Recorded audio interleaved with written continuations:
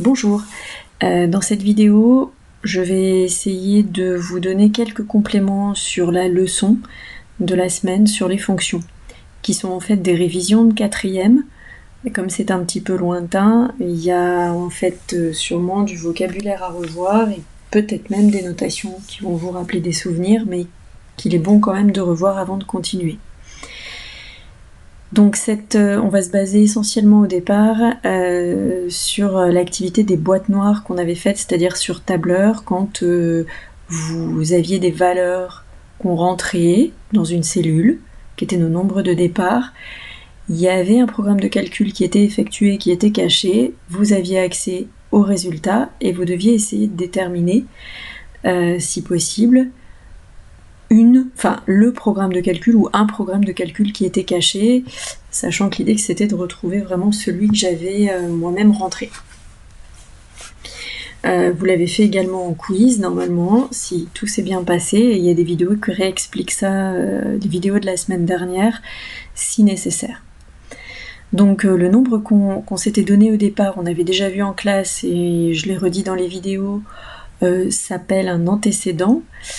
Le fameux programme de calcul qui permet d'obtenir le résultat en fonction du nombre qu'on a donné au départ s'appelle une fonction, et le résultat s'appelle l'image, avec le parallèle qu'on peut faire avec les transformations en géométrie, ou quand on applique une rotation, quand on applique une translation ou une autre transformation en général, l'image, le résultat, la figure à l'arrivée s'appelle justement l'image de la figure de départ.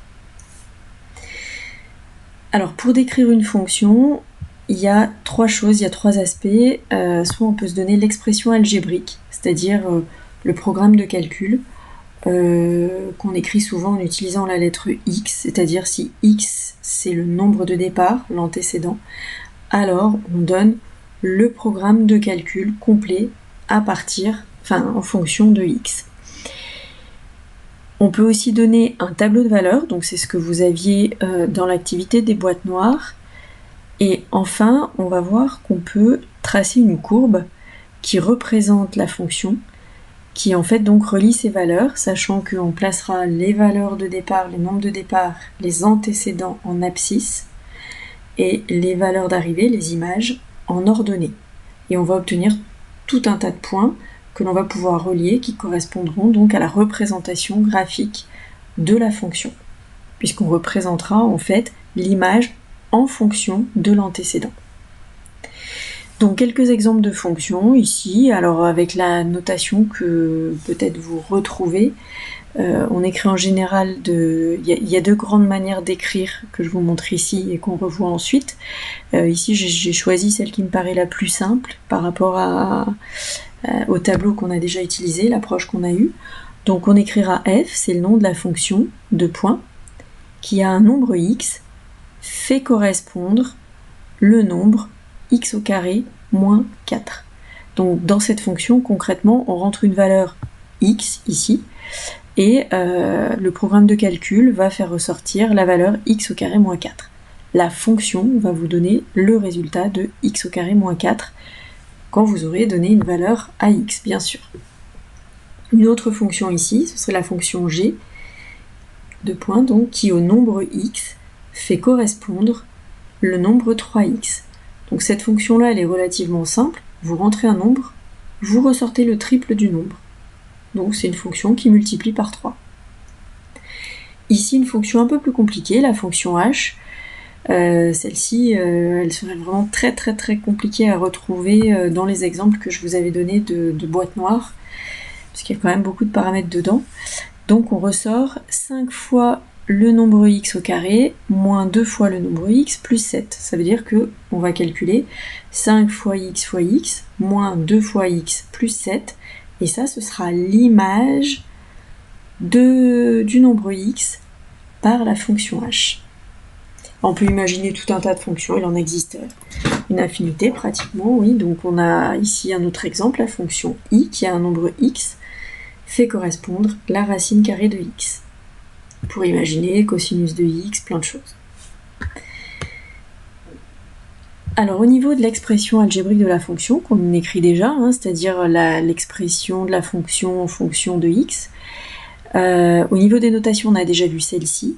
Donc je vais essayer, dans toute la leçon, j'ai surligné à chaque fois en vert ce qui correspond aux antécédents, et en violet ce qui correspond aux images. Donc cette fonction, à un nombre x, elle fait correspondre x au carré moins 4. Donc x est l'antécédent, et x au carré moins 4, c'est l'image de x par la fonction f. Ce qu'on note aussi, du coup, l'image par la fonction f du nombre x est égale à x au carré moins 4. Et donc on lit l'image par la fonction f du nombre x est x au carré moins 4. Alors souvent en abrégé, on ne lit pas l'image par la fonction f du nombre x, mais f de x.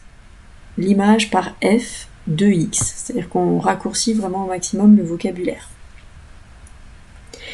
Alors si on se fait un petit tableau de valeurs, donc j'ai pris des valeurs relativement simples et puis qui suivaient un peu, mais en prenant quand même des nombres négatifs comme antécédents possibles. Donc sur la première ligne, je rentre des valeurs possibles de x, donc des antécédents.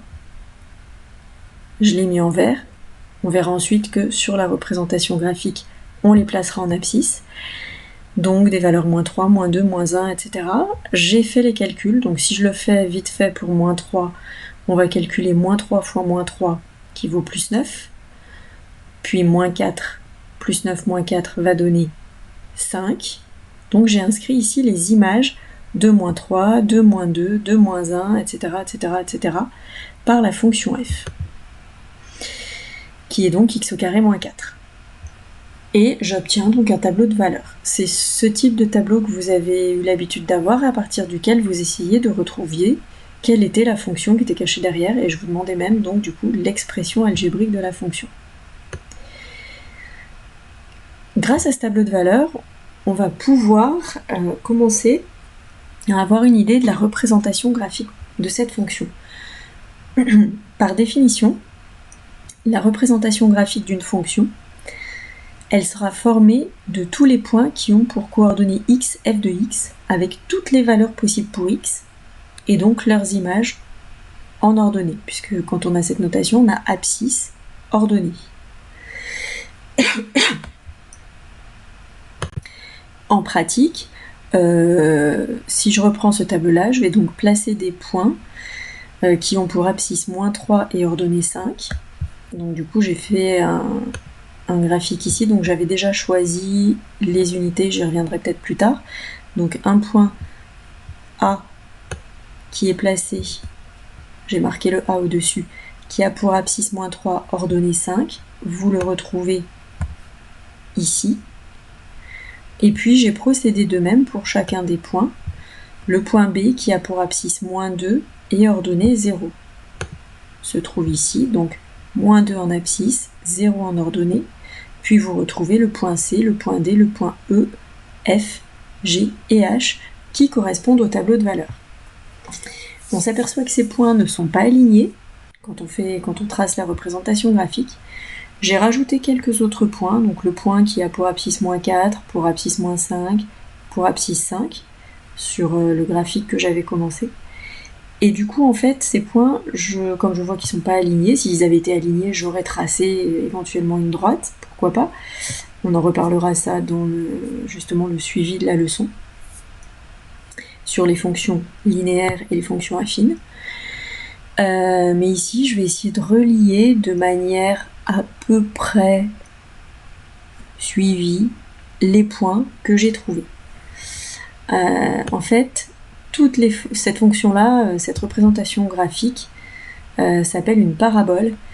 Et toutes les fonctions qui comportent du x au carré ont une représentation sous forme de parabole, qui peut être orientée dans ce sens ou dans l'autre sens. Alors au niveau du choix des unités, je reviens un peu sur ce que je disais tout à l'heure, j'ai fait varier x de moins 3 jusqu'à 4 dans mon tableau de valeurs, j'aurais pu très bien le faire varier de moins 10 jusqu'à plus 10, voilà, c'était un choix au départ de placer quelques points. Donc du coup, par rapport à la place que j'avais sur le quadrillage, je me suis placée à peu près au milieu pour l'axe des abscisses, pour aller de -5 jusqu'à +5 en gros, pas plus. En ordonnée, j'ai pu voir que j'allais avoir besoin d'aller ici jusqu'à -4 vers le plus bas et jusqu'à +12 au moins au plus haut, voire même un peu plus si j'avais anticipé tout de suite sur le point d'abscisse 5. Donc du coup, j'ai placé mon axe des abscisses, du coup par rapport à l'axe des ordonnées, je me suis placée pour que les ordonnées puissent descendre jusqu'à -4, mais pas tellement plus bas, et par contre pour avoir plus de place dans la partie haute, de manière à pouvoir monter plus haut, puisque je vais pas descendre très bas, et par contre je vais monter très haut. Donc encore une fois, dans l'idée de vous aider, j'ai à chaque fois placé en vert ce qui correspondait aux antécédents, qu'on représente, donc qui sont les X au départ, les antécédents, qu'on représente dans le tableau de valeur sur la première ligne, et qu'on va représenter sur le graphique en abscisse. Et puis en violet, j'avais surligné tout ce qui correspondait aux images, donc ça va dépendre de la fonction, c'est le programme de calcul qui est derrière la fonction qui va déterminer ce qui se passe. Et donc du coup, dans un tableau de valeur, ça apparaît sur la deuxième ligne, on peut les calculer par exemple, et on va les représenter graphiquement en ordonnée. Donc du coup, on obtient bien la représentation en ordonnée du résultat obtenu en fonction du nombre qu'on avait au départ sur l'axe des abscisses. L'image est donnée en fonction de l'antécédent.